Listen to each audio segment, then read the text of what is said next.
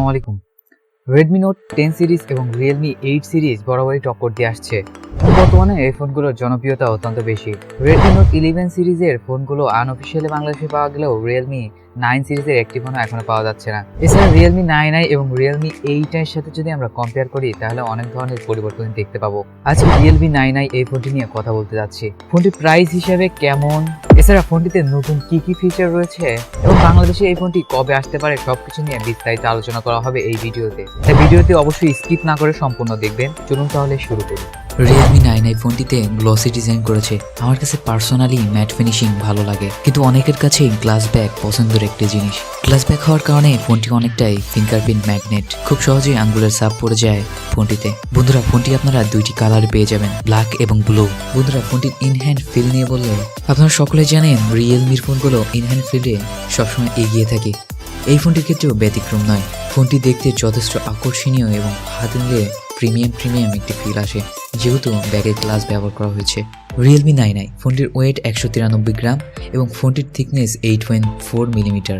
ফোনটির পোর্টস এবং বাটন নিয়ে বললে ফোনটির ডান পাশে রয়েছে পাওয়ার বাটন, বামে রয়েছে ভলিউম রকার এবং সিম কার্ড ট্রে, নিচের দিকে রয়েছে type C charging port, 3.5mm headphone jack, primary microphone এবং স্পিকার গ্রিল। আর ফোনটির উপরে রয়েছে একটি সেকেন্ডারি নয়েজ ক্যান্সেলিং মাইক। এছাড়া ফোনটিতে সাইড মাউন্টেড ফিঙ্গারপ্রিন্ট রয়েছে। ফোনটিতে যে সিম কার্ড ট্রেটি রয়েছে আপনারা সেখানে দুটি ন্যানো সিম ভরতে পারবেন এবং একটি মাইক্রো এসডি কার্ড ব্যবহার করতে পারবেন।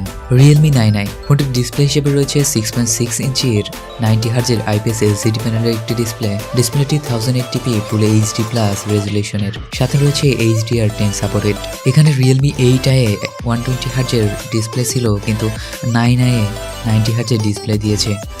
ফোনটির স্ক্রিন টু বডি রেশিও 84.2%। এছাড়া PPI ডেন্সিটি 400 ও ডিসপ্লেটি ব্রাইটনেস 480 নিটস। আর 90Hz ডিসপ্লের পাশাপাশি 180Hz টাচ স্যাম্পলিং রেট রয়েছে, যা যথেষ্ট ভালো কম্বিনেশন। ফোনটি দেখতে অত্যন্ত আকর্ষণীয়। ফোনটির কনফিগারেশন নিয়ে বললে চিপসেট হিসেবে ফোনটিতে ব্যবহার করা হয়েছে স্ন্যাপড্রাগন 680 4G চিপসেট, যেটি 6 ন্যানোমিটার আর্কিটেকচার বিল্ড করায় একটি octa-core চিপসেট। জিপিইউ হিসেবে ব্যবহার করা হয়েছে Adreno 610। তবে Realme 8i এই ফোনটিতে ব্যবহার করা ছিল মিডিয়াটেক Helio G96 এর একটি চিপসেট, যেটি 12 ন্যানোমিটার আর্কিটেকচার বিল্ড করা ছিল।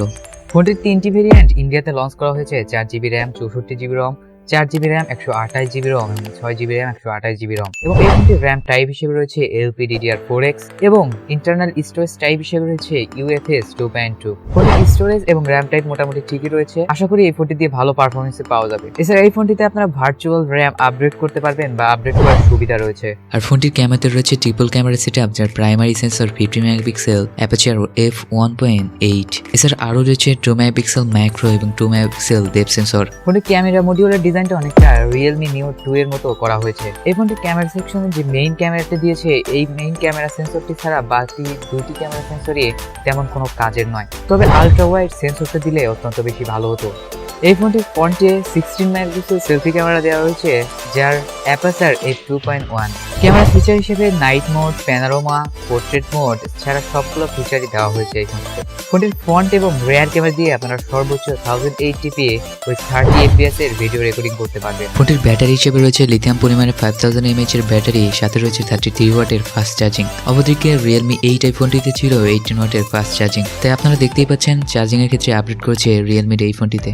Snapdragon 680 চিপসেটটি অ্যান্ড্রয়েড বেঞ্চমার্কে 2,76,000 এর মতো স্কোর করেছে, যা Helio G96 থেকে অনেক কম। আর Helio G96 এর অ্যান্ড্রয়েড স্কোর ছিল 3,38,000 এর উপরে। আর এই ফোনটির প্রসেসর দিক দিয়ে অনেকটা ডাউন।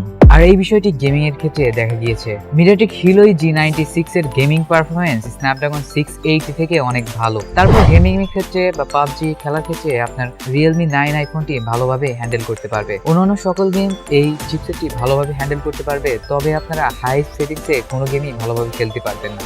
এটা অবশ্যই আপনারা বুঝতে পারছেন, কারণ এই চিপসেটটি অনেক ডাউন গ্রেডেড। অবশ্যই 90Hz রিফ্রেশ রেট থাকার কারণে আলাদা ধরনের একটি স্মুথনেস কাজ করবে, এতে কোনো সন্দেহ নেই। এই ফোনটির প্লাস পয়েন্ট হলো ব্যাটারি, বিকজ এই ফোনটিতে 6 ন্যানোমিটারের চিপসেট থাকায় অনেক ব্যাটারি এফিসিয়েন্সি। এই ফোনটিতে অপারেটিং সিস্টেমের ক্ষেত্রে out of the box Android 11 পেয়ে যাচ্ছেন, সাথে রয়েছে Realme UI 2.0। এছাড়া এই ফোনটির কানেক্টিভিটি এবং সেন্সরের দিক দিয়ে সব ঠিকঠাকই রয়েছে। আর ফোনটিতে পেয়ে যাচ্ছেন স্টেরিও স্পিকার, যা যথেষ্ট লাউড এবং অডিও কোয়ালিটি যথেষ্ট ভালো।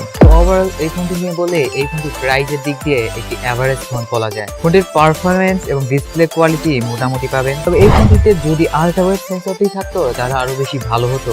এখন দেখালি পালা এই ফোনটি বাংলাদেশ মার্কেটে কি প্রাইসে লঞ্চ করে।